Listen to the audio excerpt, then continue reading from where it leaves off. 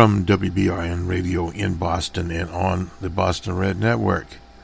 The Monday morning quarterback on the 11th of September 2017, the anniversary of the World Trade Incident, as we'll call it. You probably will not hear very much about it today, but it was an incident in American politics that influenced many things. For one, on a G.W. Bush, it created the Department of Homeland Security, today one of the largest governmental operations. As far as on the investigative side, many programs have been done. I know Jerry Pippin and I did some, the late Jerry Pippin, and we talked about the evidence, but unfortunately much of the evidence left on tugboats headed for China. That was the scrap from the World Trade Center. And of course, as far as the government's investigation of it, it was the investigation.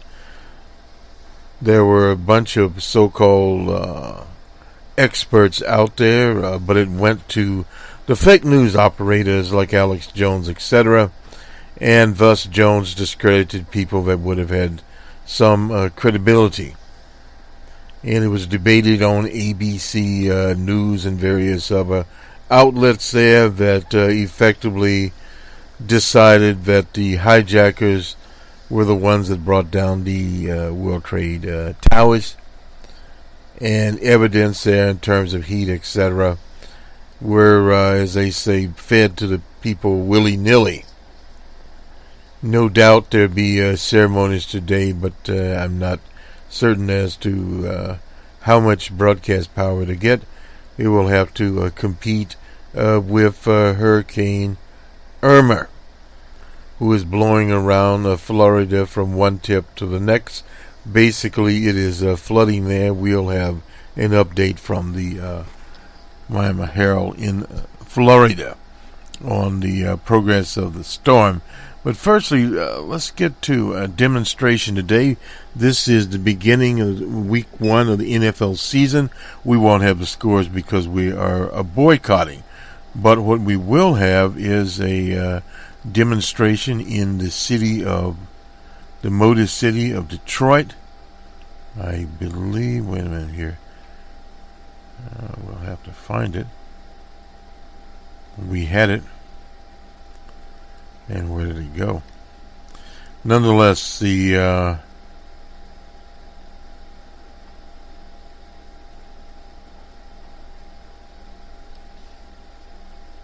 let's see. We'll get to that Detroit piece in a minute here. I'm looking now at the Houston Chronicle. A headline here, and we're not exactly sure. A Texan fan reacts to Jacksonville Jaguars. Well, touchdown. Not sure what this is about here. I thought it was something else. Well, I guess it was not. The Texans owe Houston an apology after. Oh well, this happens anywhere. We won't really go into it. The story that we were going to was a demonstration in the Motor City by Kappa Phi Alpha fraternity on behalf of Mr. And I may actually be looking in the wrong place. On behalf of Mr. Colin Kopanek, and I think I need to go back to a different screen here and find it as to where it is. Sometimes we don't know, but we'll see.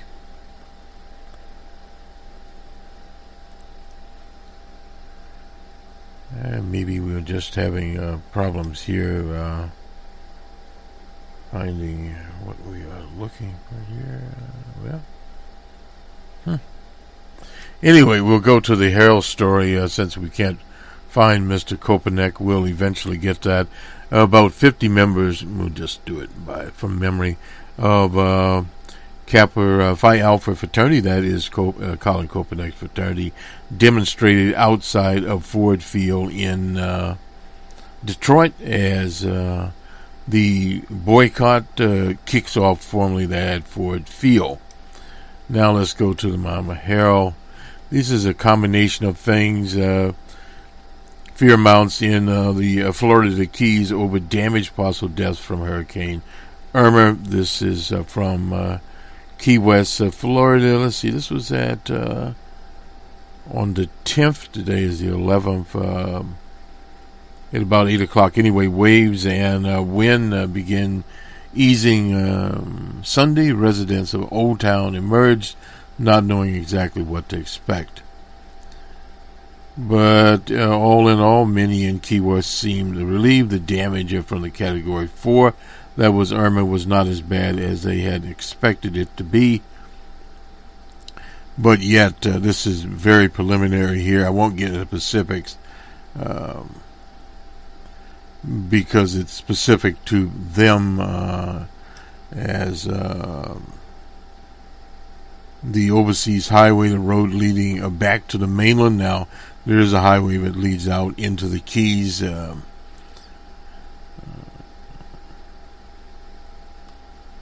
One big pine key was right side up. You see that coconuts and palms. Pleasure boats were near dry dock into the highway.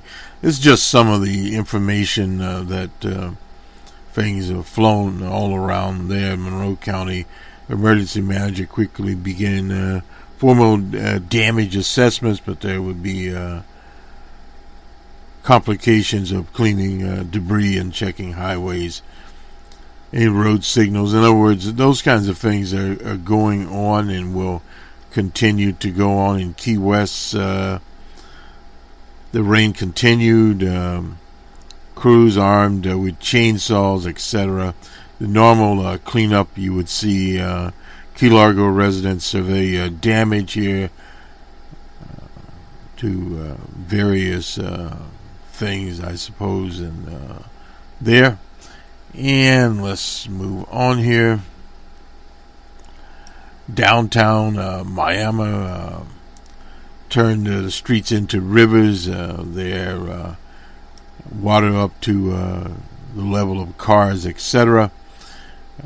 Downtown in Brickell Avenue evidently is the main thoroughfare, drag as they call it, through Miami's most populous neighborhoods, became a free-foot river. So some of the things that actually happened, the storm has left Cuba. The Cuban authorities did a very good job there, and they have started their cleanup. Water from Biscayne Bay crashed over a seawall and rushed west towards a forest of condos and office high-rises. That was on Sunday morning. That is beginning to pass, so the cleanup it's now a Category 2. Projections dropped to 2 to 4 feet when the storm is now Category 2, shifted westward early in the week anyway. Nonetheless, this Brickett Avenue this afternoon, one of the commissioners there was doing some surveying and looking at the Miami River, wherever that is. Not familiar with any of this, but you can see that cars are underwater. Things are in not too good of a condition there.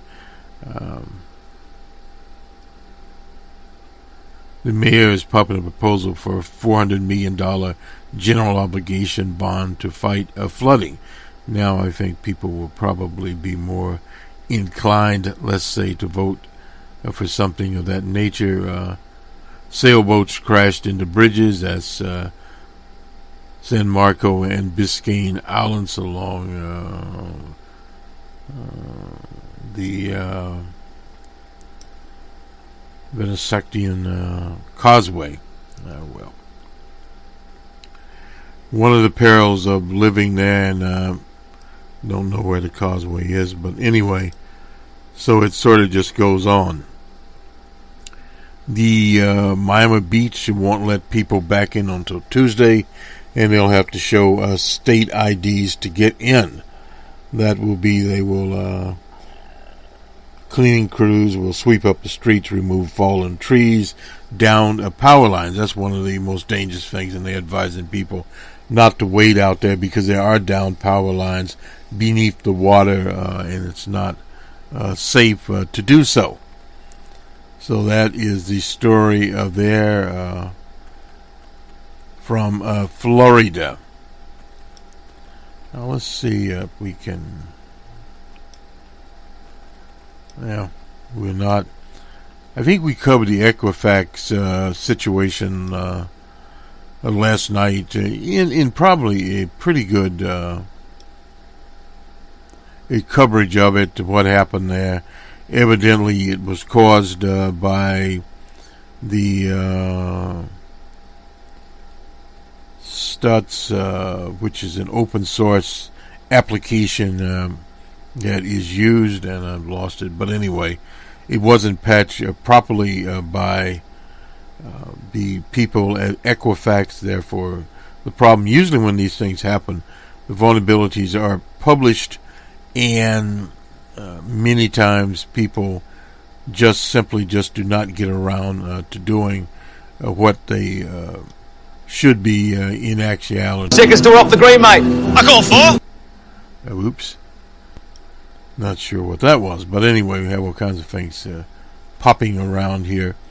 To Politico, we were looking at the college rankings here. Let's briefly look at these. We're going to have to devote a special program.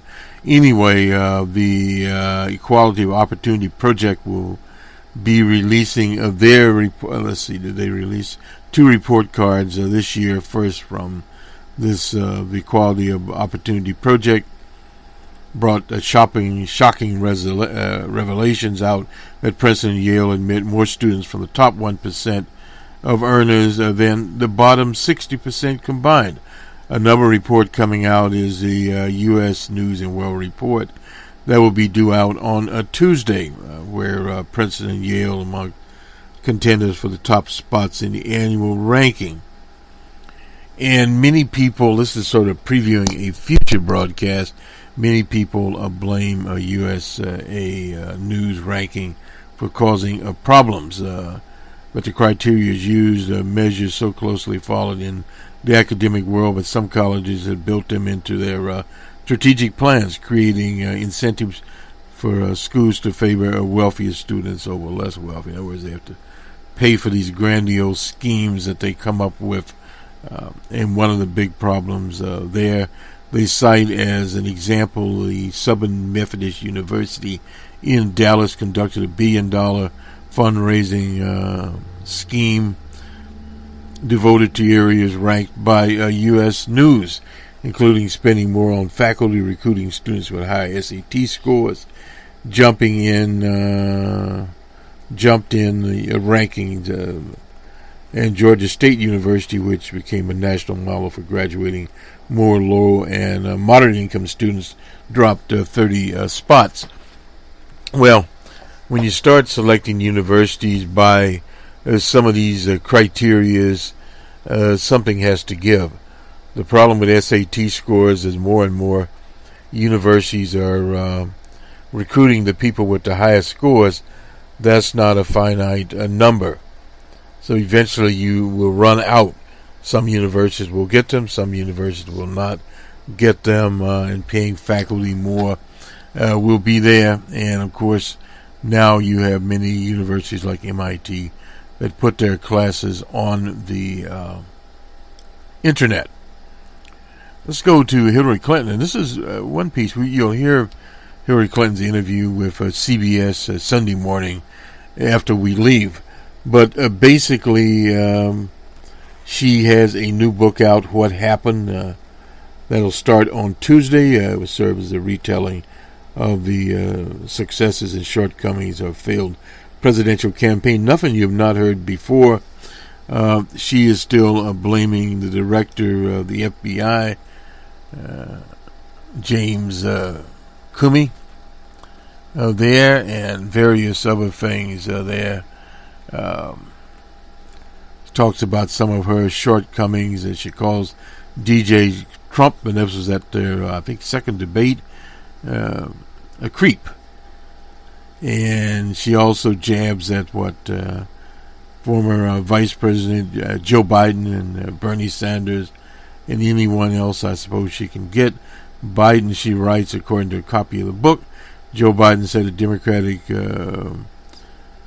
Party in 2019 did not talk about what it always stood for, and was how to maintain a bulging middle class. I find this fairly remarkable, considering that Joe campaigned for me all over the Midwest and talked plenty about the middle class. Well, Joe may have campaigned across the Midwest, but the problem was Hillary the Monster Clinton did not campaign across the Midwest very much. In some areas she did, and in some areas she did not. In the three states, Michigan, Pennsylvania, a command and control state, in Wisconsin, in Ohio to a certain extent, but those three states that were that fell by roughly about 80,000 votes. The problem you had in Wisconsin was in Milwaukee. Followers of O.J. Simpson either did not turn out in great numbers, as for President Obama, or voter suppression by Boss Walker caused lower numbers there. And obviously, she talks about in the interview, she doesn't pull any punches on that. She talks about white supremacy and how DJ Trump took it into the White House, no doubt.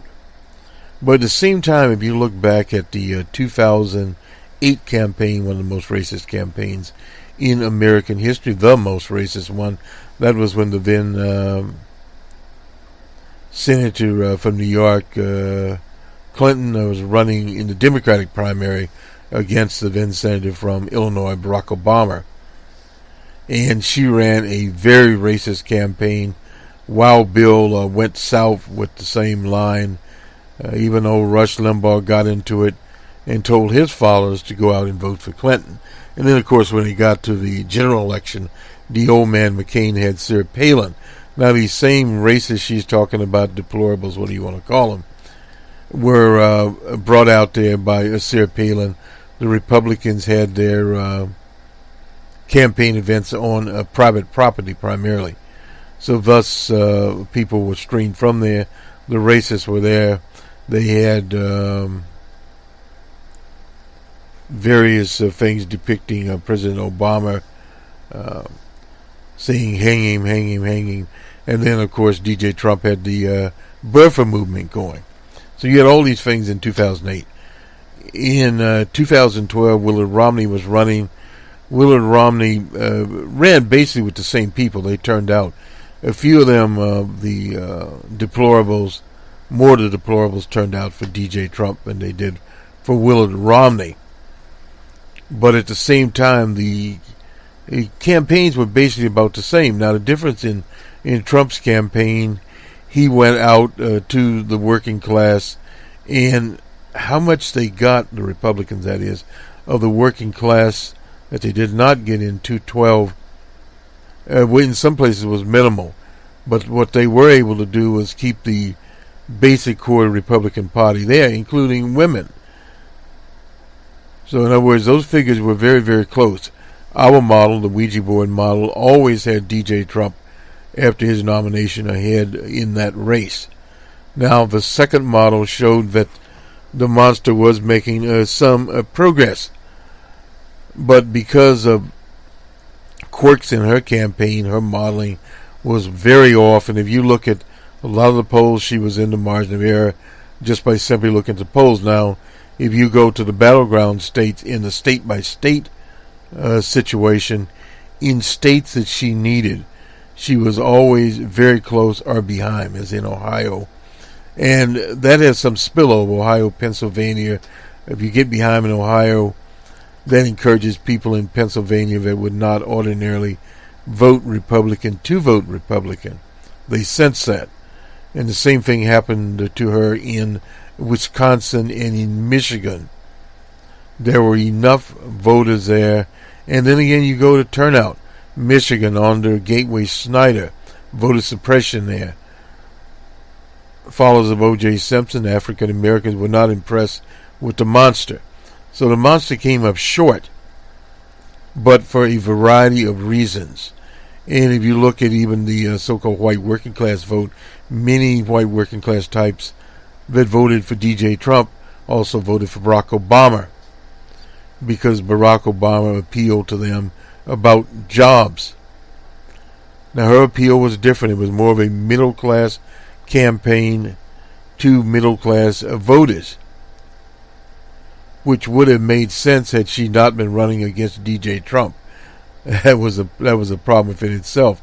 But again, D.J. Trump's the most flawed candidate the Republicans could come up with, and she had her self-inflicted wounds. The Hillary server, there was no reason to have that if you were going to run. One of the things that political consultants tell even amateur candidates, and she's not an amateur candidate, she's been around forever, as LBJ would say, since Christ was a corporal, and she knew better than to pull a caper like this, because she knew she was running again for president. And on top of that, you're talking about political malpractice. She went out accepting these huge speaking fees. No reason to do that. You do that after the election is over, not before the election. So those are some things that she did that she should have not done, that knocked her down in the polls and earned her. And also the debacle on the primary, we can't underemphasize that.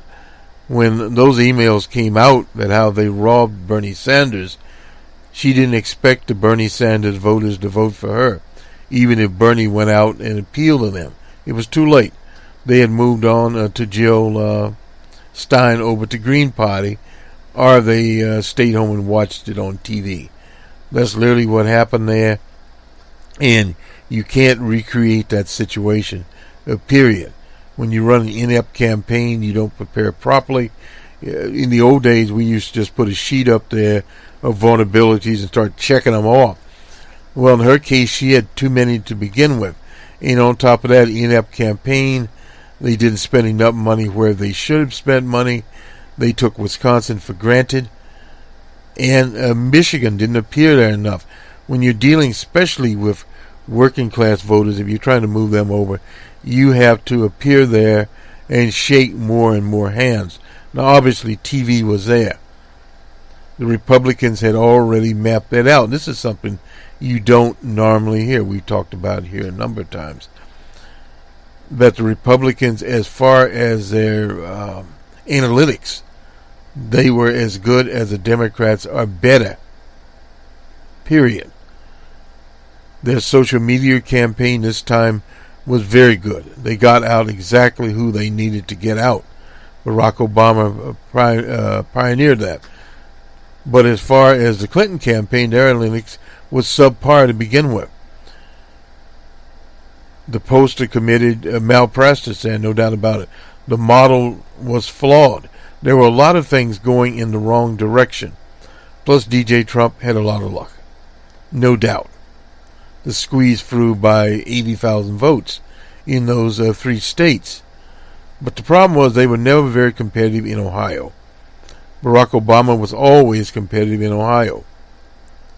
Spent a lot of time in Florida. The problem they had down there was a perfect storm. They had the senior voters who were still around, hadn't died yet. And on top of that, the Miami Cubans kept things going there. Period. And they did not get the turnout that they had expected in some of the African American areas, like around Jacksonville, Tampa, in a Miami area there, Trayvon Martin's neighborhood, etc. They just simply did not get those people out. And all of those things created this quote-unquote perfect storm. And when we looked at the voting in Iowa, the evangelicals, she was never a contender in Iowa. which sets up some things. Now, she obviously won her home state of Illinois, but when you start having problems in Iowa, and then you're going to have problems, almost lost Minnesota, then you had Wisconsin, Michigan, they are up together there, close to parts of Ohio like Youngstown, etc. You have got some problems. And to this day, the Democratic Party has not got a jobs program. Bernie Sanders has a jobs program, but the Democratic Party is sticking to the same old cookie-cutter failure scheme. Now, the next scheme is California will move its primary up, and it'll come Iowa, you'll have New Hampshire, and I believe South Carolina, and I believe California would be next. Senator Harris is running out of California, and the mayor of Los Angeles, which he's wasting his time trying to run out also. The general idea is go to Iowa, finish 1, 2, or 3 in Iowa, maybe 1 or 2, and then go on to New Hampshire, and then go down to South Carolina. And with Harris, that would be a good formula, and then go into California and, as they say, knock the deal over the finish line. That could very well happen in 220. But we can't set scenarios up at this time to go that far down the proverbial highway, period. So does the Clinton book tour help or hurt Democratic contenders? Well,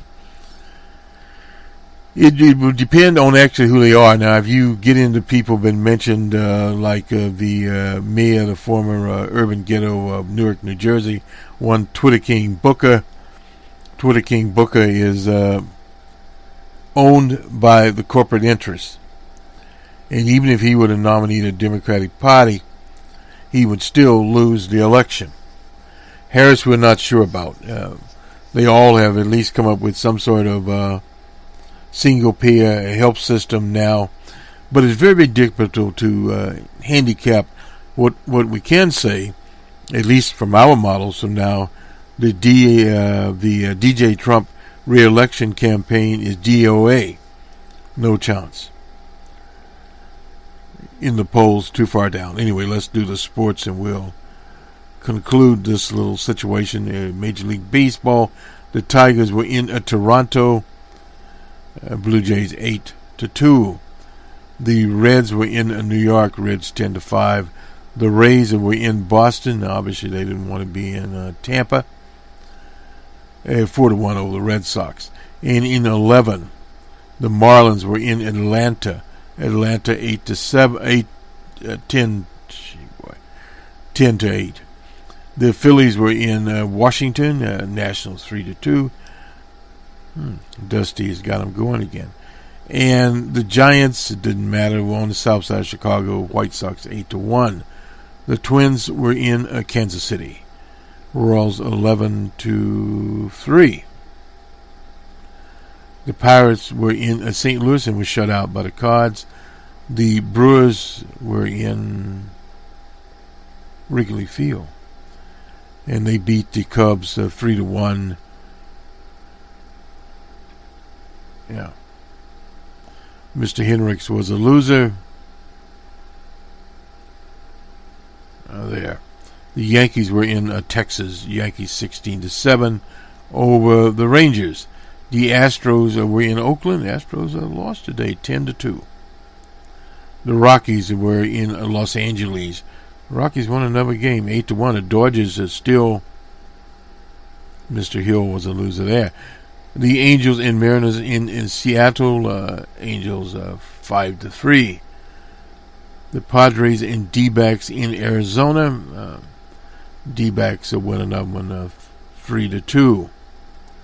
And finally, the Orioles and Cleveland.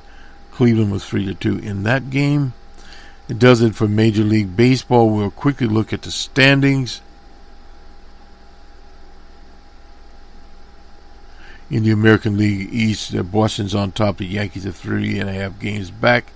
In the American Central, Cleveland's on top. The Twins are 13 games back. The Royals are 15.5 back. In the West, Houston's on top, and the Angels are 13 games back. In the National League East,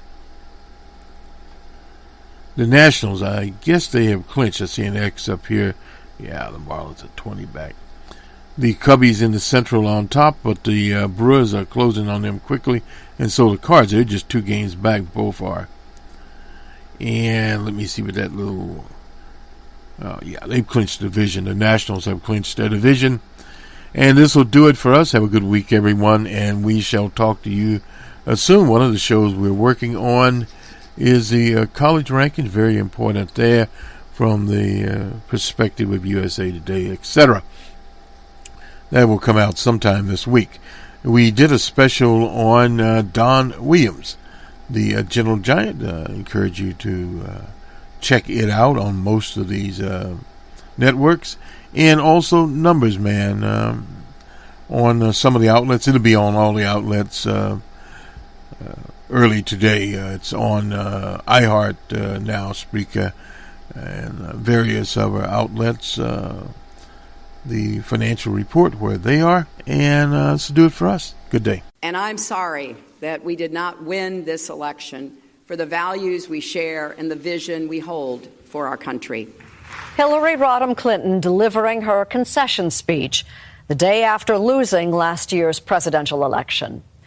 She looks back on her campaign in a new book out this week, What Happened, published by Simon & Schuster, a CBS company. On Friday, I sat down for a talk with Mrs. Clinton at her suburban home outside New York City. So I'm wondering, how are you? I think I am good, but that doesn't mean that I am complacent or resolved about what happened. It still is very painful. It hurts a lot. Hillary Rodham Clinton has spent the last 10 months trying to figure out why she isn't President of the United States. Can we talk about Election Day? Mm-hmm. Did you have any clue what the outcome of that day would be? No. As the polls closed, Clinton supporters gathered in a New York City convention center, expecting to see history being made. But as the returns came in, the celebratory mood began to fade. You know, I just kind of went into the bedroom, laid down on the bed, just thought, okay, I just have to wait this out. But then midnight, I decided, well, looks like it's not going to work.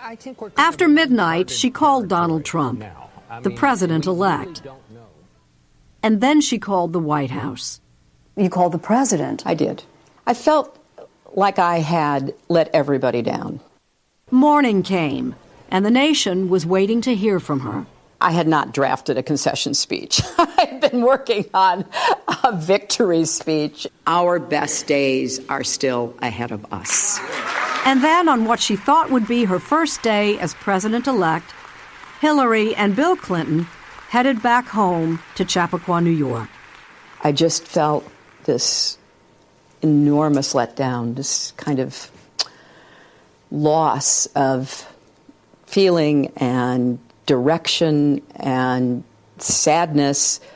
And, Bill just kept saying, that was a terrific speech, trying to just kind of bolster me a little bit. Off I went into a frenzy of closet cleaning and long walks in the woods and playing with my dogs and yoga, alternate nostril breathing, which I highly recommend, trying to calm myself down, and, my share of Chardonnay. It was a very hard transition. I really struggled. I couldn't feel, I couldn't think. I was just gobsmacked, wiped out. Weeks passed, but she couldn't remain in seclusion forever. After the first of the year, I had a big decision to make. Was I going to go to the inauguration? Well, defeated candidates don't necessarily show up. No. But you're a former first lady. But I'm a former first lady, and former presidents and first ladies show up. It's part of the demonstration of the continuity of our government. And so there I was on the platform, feeling like an out-of-body experience. And then his speech, which was a cry from the white nationalist gut. This American carnage stops. What an opportunity to say, okay, I'm proud of my supporters, but I'm the president of all Americans. That's not what we heard at all. Clinton had been so sure she'd be the one giving that inaugural speech. You specifically bought this house for a reason. I did. And this was to be? Well, I know a lot about what it takes to move a president, and I thought I was going to win. The Clintons had acquired the house next door to accommodate White House staff and security during a second Clinton administration. And doesn't it kind of haunt you? No, I'm very happy we did it. At a dining room table in that house, she wrote about what happened. I couldn't get the job done, and I'll have to live with that for the rest of my life. So what did happen? Hillary Clinton was supposed to make history as the first woman president of the United States. I started the campaign knowing that I would have to work extra hard to make women and men feel comfortable with the idea of a woman president. It doesn't fit into the stereotypes we all carry around in our head. And a lot of the sexism and the misogyny was in service of these attitudes like, we really don't want a woman commander-in-chief. I will be the greatest jobs president that God ever created. I tell you that. Her opponent? Real estate billionaire and reality TV star Donald Trump. You're fired. A political novice who had previously defeated 16 GOP primary challengers. We will make America great again. He was quite successful in referencing a nostalgia that would give hope, comfort, settle grievances for millions of people who were upset about gains that were made by others. What you're saying is millions of white people. Millions of white people. Yeah, millions of white people. And then the Russians. American intelligence began picking up signals that Moscow was attempting to influence the election in Trump's favor, both by hacking into Democratic National Committee emails and by spreading false information online. The forces that were at work in 2016 were unlike anything that I've ever seen or read about. It was a perfect storm. I should have used 2 emails. One but there were serious personal, one, self-inflicted wounds, for too. work. Were there things that had you not, but for that, I might be the president? Oh, I think the most important of the mistakes I made was using personal email. I never sent or received any classified material. A stream of explanations for her decision to use a private email server while she was Secretary of State never satisfied critics or the press. I've said it before, I'll say it again, that was my responsibility. It was presented in such a negative way, and I never could get out from under it, and it never stopped. Not even after the director of the FBI, James Comey, cleared her of any criminal charges. We cannot find a case that would support bringing criminal charges on these facts. While adding a postscript that stuck. There is evidence that they were extremely careless in their handling of very sensitive, highly classified information. I don't know quite what audience he was playing to other than maybe some, right-wing commentators, right-wing members of Congress, whatever.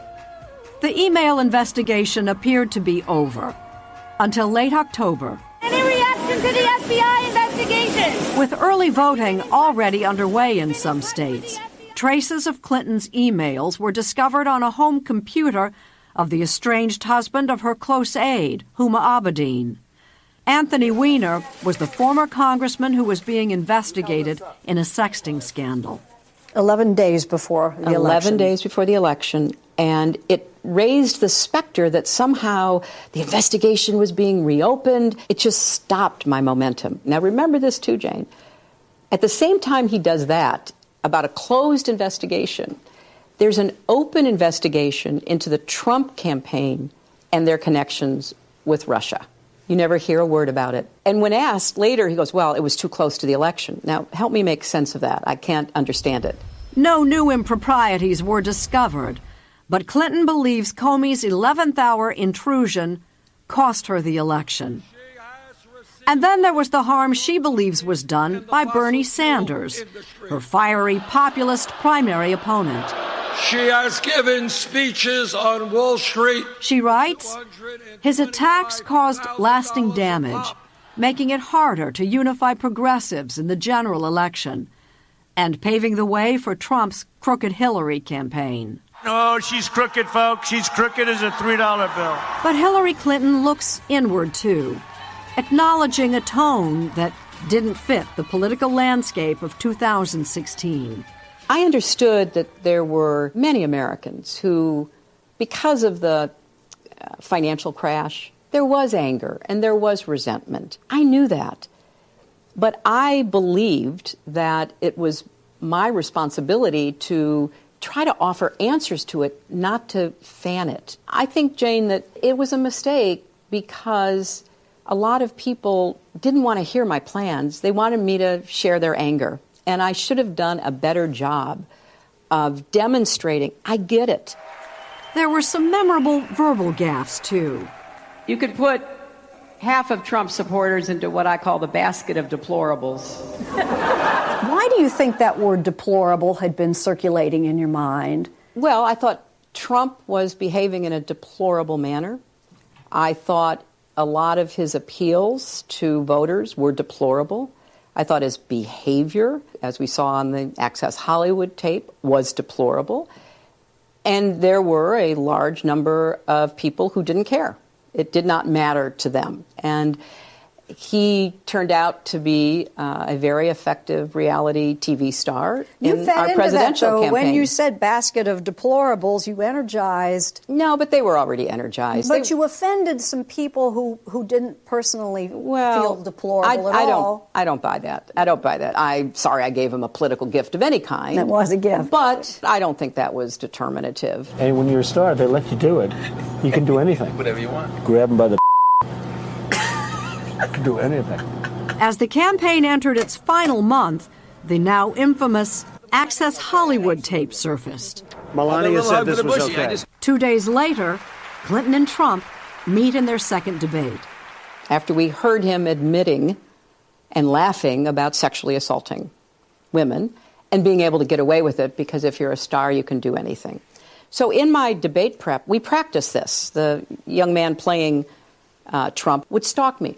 And I practiced keeping my composure. I practiced not getting rattled. Well, it's one thing to practice it. It's another thing to be in front of, 50, 60, 70 million people and having him scowling and leering and moving up on me. And it was so discombobulating. And so while I'm answering questions, my mind is going, okay, do I keep my composure? Do I act like a president? What he said was extremely unwise. Or do I wheel around and say, get out of my space, back up, you creep?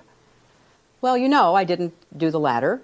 But I think in this time we're in, and particularly in this campaign, maybe I missed a few chances. Is your political career over? Yes. As an active politician, it's over. You will never be a candidate for office? I am done with being a candidate, but I am not done with politics because I literally believe that our country's future is at stake. You represent the best of America, and being your candidate has been one of the greatest honors of my life.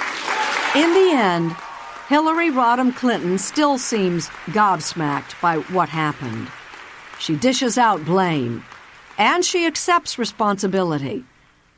But while she's proud of her effort, she writes she was running a traditional presidential campaign, while Trump was running a reality show.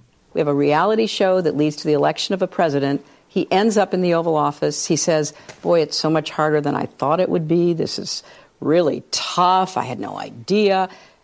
Well, yeah, because it's not a show. It's real. It's reality for sure.